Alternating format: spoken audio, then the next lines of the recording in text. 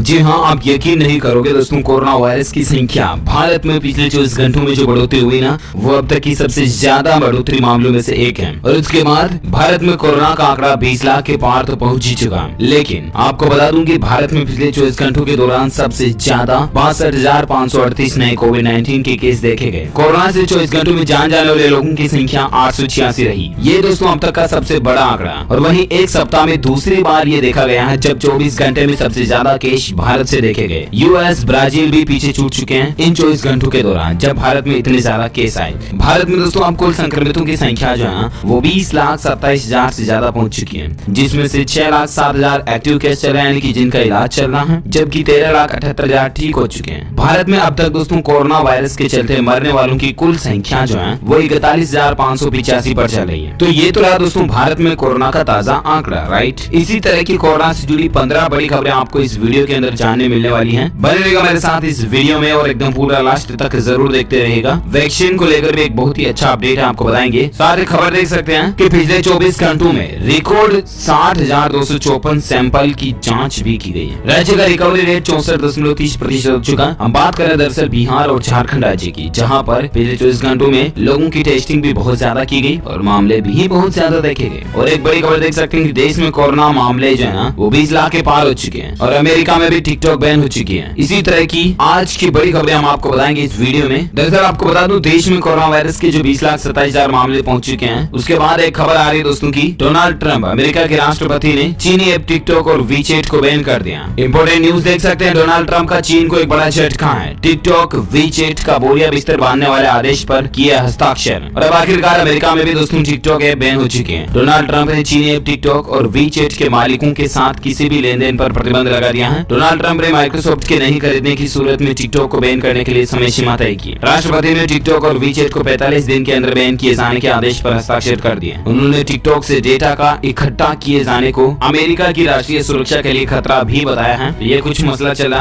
साथ ही और एक खबर देख सकते हैं कि महाराष्ट्र और तमिलनाडु राज्य में सबसे ज्यादा केस चले हैं। कुछ राज्यों की स्टेट की लिस्ट में हम आपको बताते हैं इस वीडियो में। बाकी आपको बता दें, देश में सबसे ज्यादा आंकड़े जो चले ना वो 2 ही राज्यों में चले हैं। कौन कौन से? एक तो महाराष्ट्र और एक तमिलनाडु। महाराष्ट्र में 4,79,000 मामले कुल चल रहे हैं संक्रमित टोटल केस के, है ना, जबकि तमिलनाडु में 2,79,000 है। आंध्र प्रदेश में 1,96,000 है। कर्नाटक में 1,58,000 है। राजधानी दिल्ली में 1,41,000 है। उत्तर प्रदेश में 1,08,974 है। पश्चिम बंगाल में 86,754 है। तो ये कुछ भारत के टॉप 5 से 7 राज्यों की लिस्ट है जहाँ पर कोरोना के सबसे ज्यादा केस चल रहे हैं, है ना। अच्छा, और एक बड़ी खबर देख सकते हैं दोस्तों की इजराइल ने कोरोना वायरस के खात्मे के लिए चमत्कारिक वैक्सीन बनाने का किया दावा। जी हाँ, इजराइल देश अब ये दावा कर रहा दोस्तों कि कोरोना के खिलाफ एक जादुई वैक्सीन को बना लिया गया। आप ये सोच रहे होंगे यार डीएलएस भाई ये कौन सी जादुई वैक्सीन, मतलब आजकल साइंस विज्ञान का युग है और इन चीजों को कौन मानता है, राइट। ऐसे में मैं आपको बताना चाहूंगा दोस्तों कि इजराइल ने एक इस तरह की क्विक असर करने वाली वैक्सीन को बनाने का दावा किया है। जादुई का मतलब क्विक असर करते हैं। और इस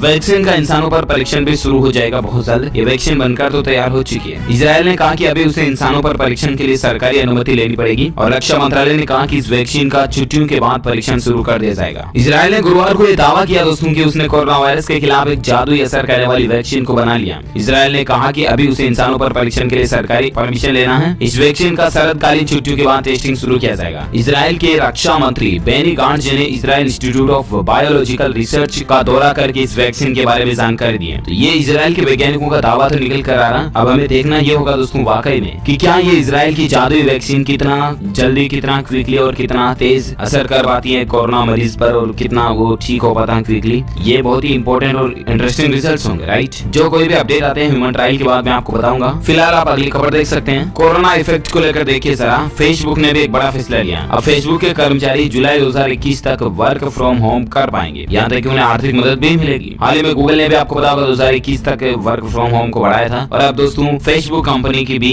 यही कहना है कि उसके जो कर्मचारी हैं वो 2021 तक WFH यानी कि वर्क फ्रॉम होम कर पाएंगे। कोरोना वायरस संकट के कारण दुनिया भर में काम करने का तरीका पूरा बदल गया और अब अधिकतर लोग अपने ही घरों दफ्तरों से काम कर रहे हैं। फेसबुक ने भी जुलाई 2021 तक अपने सभी स्टाफ को वर्क फ्रॉम होम करने की छूट दे दी है। इतना ही नहीं, फेसबुक की ओर से अपनी टीम को $1,000 तक मदद भी दी जाएगी ताकि वो घर में ऑफिस वर्क से जुड़ी तैयारी कर सके। फेसबुक ने बयान जारी करके बताया कि सरकार के द्वारा सारी हेल्थ गाइडलाइंस और कंपनी में आपसी सहमति के बाद हमने सभी कर्मचारियों को वर्क फ्रॉम होम करने की छूट दी है। ये छूट अभी जुलाई 2021 तक दी गई है। चलिए साथ ही खबर देख सकते हैं, पश्चिम उत्तर प्रदेश के 2 दिवसीय दौरे पर चले गए गए हैं उत्तर प्रदेश के मुख्यमंत्री योगी आदित्यनाथ नोएडा में करेंगे कोरोना अस्पताल का उद्घाटन। जी हाँ दोस्तों, उत्तर प्रदेश के मुख्यमंत्री योगी आदित्यनाथ जो है ना वो 7 और 8 अगस्त को सहारनपुर, बरेली और गौतम बुद्ध नगर जिले के दौरे पर रहेंगे। उत्तर प्रदेश में बढ़ते कोरोना के मामलों को देखते हुए अब मुख्यमंत्री खुद जायजा लेने के लिए निकल गए, एक्टिव हो चुके हैं। सीएम योगी ने पश्चिमी जिले के 3 जिलों का 2 दिवसीय दौरा करने का फैसला किया है। योगी आदित्यनाथ 7 और 8 अगस्त को सहारनपुर, बरेली और गौतम बुद्ध नगर जिले के दौरे पर रहेंगे। लखनऊ में बैठक के बाद बरेली रवाना होंगे योगी, जहां सबसे पहले योगी बरेली जिले का दौरा करेंगे। हालांकि इससे पहले वो राजधानी लखनऊ में कोरोना को लेकर एक अहम बैठक भी करेंगे। इस बैठक के बाद वो बरेली जाएंगे। बरेली में देर शाम तक कोविड की बैठक पर सीएम नोएडा पहुंचेंगे। नोएडा में रात्रि विश्राम के बाद वो सहारनपुर के लिए रवाना होंगे। और यहाँ पर मतलब कुल मिलाकर के देखिए इस तरह की खुद मुख्यमंत्री सीएम जो है ना वो कोरोना की जंग के लिए मैदान में कूद पड़े, लड़ पड़े है ना। ये वाकई में बहुत ही इंटरेस्टिंग चीज है राजनीति के अंदर। चलिए साथ ही खबर देख सकते हैं कि हवा में आखिर कितनी देर जिंदा रहता कोरोना वायरस, कैसे फैलता संक्रमण और हमें क्या करना चाहिए। जी हाँ दोस्तों, अगर आपके मन में भी सवाल आता है कि आखिर हवा से कोरोना वायरस कितना फैल सकता है, तो आपको बता दें विश्व स्वास्थ्य संगठन का पहले से ये कहना रहा था कि कोरोना वायरस का संक्रमण किसी सतह के संपर्क में आने से ही होता है। वैज्ञानिक सबूत भी इसकी तस्दीक दे रहे हैं। यही वजह थी कि विश्व स्वास्थ्य संगठन के अधिकारियों ने कोविड-19 की बीमारी से बचाव के लिए मुख्य तौर पर हाथ धोने की सलाह दी थी।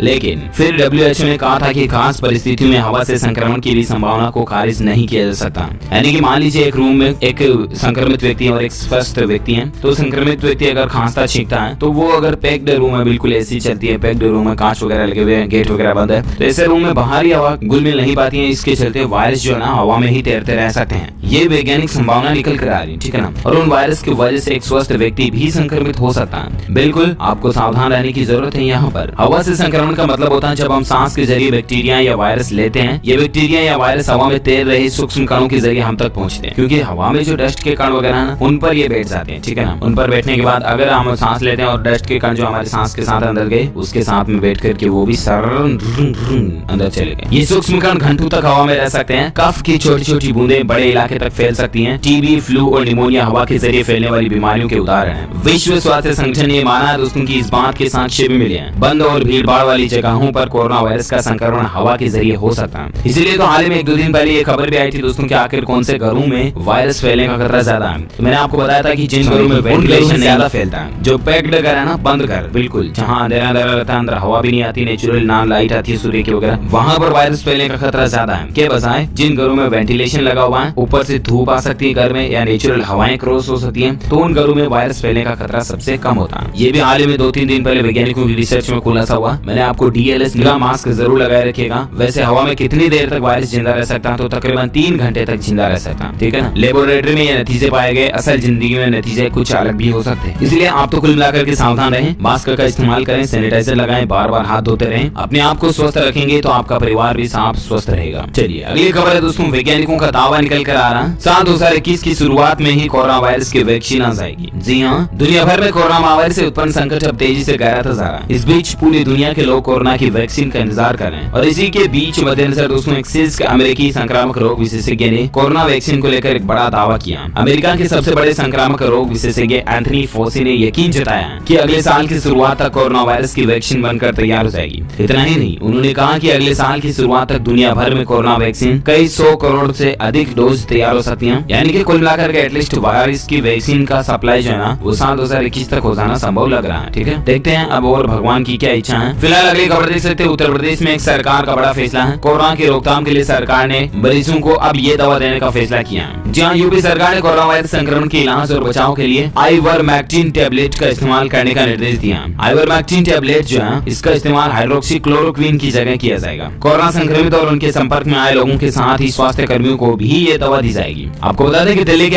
AIIMS, Lady Hardinge medical college और मैक्स हॉस्पिटल के साथ ही कई देश अपने अस्पतालों में आइवरमेक्टिन टैबलेट का इस्तेमाल कर रहे हैं और इसीलिए उत्तर प्रदेश सरकार ने भी इसको करने का फैसला किया है। देखते हैं इस वैक्सीन और इस टैबलेट के भी नतीजे क्या नए सामने आते हैं, मैं आपको बताऊंगा। फिलहाल आप अगली खबर देख सकते हैं कि WHO यानी कि विश्व स्वास्थ्य संगठन ने क्या कहा, अगर सभी को एक साथ मिले वैक्सीन तो तेजी से बदलेंगे दुनिया में हालात। जहां विश्व स्वास्थ्य संगठन के महानिदेशक टेड्रोस अधानोम ने गुरुवार को कहा दोस्तों कि अगर दुनिया की कोई भी कोरोना वैक्सीन सभी को सार्वजनिक रूप से उपलब्ध कराई जाए ना, तो फिर दुनिया में आर्थिक सुधार तेजी से हो सकते हैं। वह NBC नेटवर्क द्वारा संचालित संयुक्त राज्य में स्पेन सिक्योरिटी फोरम के सदस्यों के साथ एक ऑनलाइन पैनल चर्चा में ये बोल रहे थे। टेड्रोस ने कहा दोस्तों कि वैक्सीन साझा करने या अन्य उपकरणों को साझा करने से वास्तव में दुनिया को एक साथ ठीक होने में मदद मिलती है, आर्थिक सुधार तेजी से हो सकता है और कोरोना से नुकसान कम हो सकता है। उन्होंने कहा कि वैक्सीन को लेकर राष्ट्रवाद अच्छा नहीं है, ये हमारी मदद नहीं करेगा। टेड्रोस ने सोमवार को कहा कि 20वीं सदी की शुरुआत के बाद कोरोना वायरस सबसे बड़ा स्वास्थ्य आपातकाल है, लेकिन वैक्सीन की खोज अभूतपूर्व है। कुल मिलाकर के दोस्तों WHO के प्रमुख का ये कहना है कि वैक्सीन को सभी लोगों को एक साथ दी जाए, अमीर गरीब देशों में कोई भी भेदभाव ना देखा जाए, ताकि दुनिया भर में लोग बागों के ठीक होने की दर रेशियो जो है वो एक साथ हो सके, ताकि दुनिया की इकोनॉमी भी बूस्ट हो सके, काम धंधे रोजगार